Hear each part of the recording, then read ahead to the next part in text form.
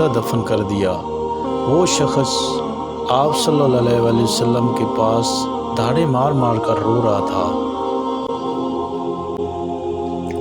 وہ شخص آپ صلی اللہ علیہ وسلم کی بارگاہ میں وہ زور زور سے رو رہا تھا اور اپنے آپ کو سنبھال نہیں پا رہا تھا۔ آپ صلی اللہ علیہ وسلم یہ منظر دیکھ کر آپ کی آنکھوں سے آنسو جاری ہو گئے، نم ہو گئی اور داڑھی مبارک بھی تر ہو گئی۔ دوستو، یہ ایسا دور جہالت تھا کہ جہاں باپ اپنی بیٹیوں کو زندہ دفن کر دیا کرتے تھے۔ ان میں انسانیت نام کی چیز نہیں تھی، یہ بے دین ہوتے تھے، انسانیت ان کے اندر نہیں ہوتی تھی۔